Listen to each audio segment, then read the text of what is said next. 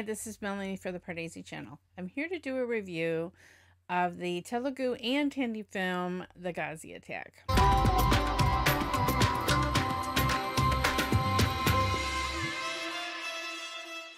I can't remember which one is which. Like I think in Telugu it was called Ghazi, and in Hindi it was called The Ghazi Attack. It was an interesting mix of actors that known for the Hindi industry and actors from the Telugu industry.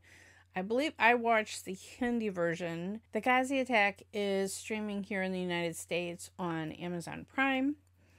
And it stars Rana Daggubati, but it's just a rich assortment of character actors. Some that I was really pleased to see how much screen time they got in this film. This is a war film. It's a submarine film about a real incident that happened immediately before the 1971 war between Pakistan and India, where a Pakistani submarine called the Ghazi exploded. And there's the Pakistanis to this day have one story, and the India has another story as to what has happened. So I think this is a somewhat fictionalized as to the main characters, but it's based on a true incident.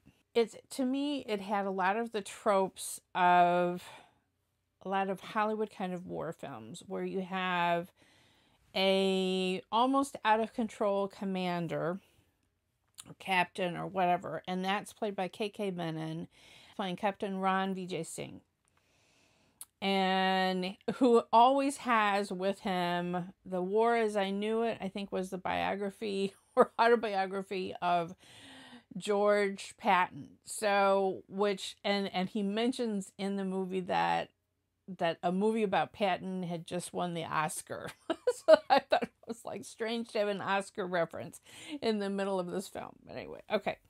Rana Daggubati plays his second in command.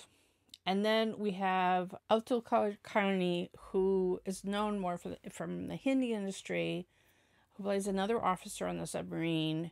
And he was the one that I was most pleased to see exactly how much screen time that he had. It was one of the most meaty parts that I've ever got to see him play. So that was awesome. So he's a devotee of the captain. Now, Rana's character has been warned about the captain and his recklessness. They don't want him to start a war by Om Puri in one of his last on-screen performances. And then Nasser has almost a microscopic part. He only has a few lines, but he's kind of there back at headquarters to listen to what Om Puri is, kind of giving us exposition and setting up the scene, setting up the plot. The CGI and whatever was not necessarily of the level of a Hollywood film, but you know what? I didn't care. It was an engrossing story.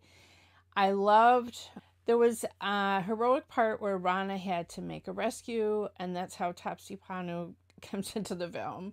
They just had to throw a woman in there to be a Bangladeshi refugee, and it didn't completely make sense that she was in the plot, but it also gave another example of conflict between Rana's character and the captain. Rahul Singh plays the captain of the Pakistani submarine, and so it's definitely this cat and mouse between the two submarines. And then the final battle was really incredible in what the Indian submarine, the circumstances that they had at the end. I don't want to spoil it, but the circumstances that they had in the end and how they overcame them, and through kind of grit and luck made it through. So I really thought Rana gave such a restrained performance. He was the opposite. We had these other people playing much more colorful parts, and he was the more restrained, reserved kind of character. So completely opposite to Balaladeva from Bahubali films. And it made me think watching him. I mean, he's done a couple of Hindi films. He had a very short cameo playing Deepika Padukone's boyfriend in Ye Jawani Hey Devani, and it made me wonder what is Rana working on right now? Like, we know that Prabhas has been working for all of this time on Saho, and looking up Rana's filmography of what he's got coming up, at least from what is in IMDb. He has a somewhat major role in the NTR biography, but it's not his film. I mean, he's not playing the lead. And then he's in a movie about elephant conservation, and his look from that was just completely different than what I'm used to seeing. He was just very thin. There's just one still shot from that, and it just says it's still filming, so I don't know if that is a film that's coming out next year sometime. So I would love in the comments if you know what project is he working on, and what is his next film that's coming out. Because I think, I recently saw him in Leader. I think he's come a long way. I'm really curious to see what film he's going to do next, and I miss seeing him on the screen. So it was fun to see him in this movie.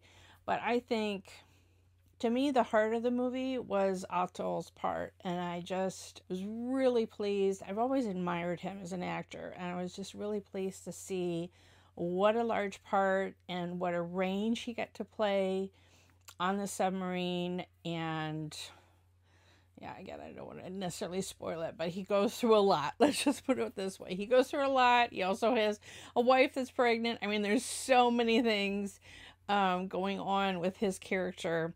And I really love the way that he played certain very emotional, tense scenes. I also thought that Rana did a good job. KK Menon is supposed to play someone kind of crazy. I've seen him in much smaller parts, and it was also fun to see him get a nice meaty role to be able to sink into.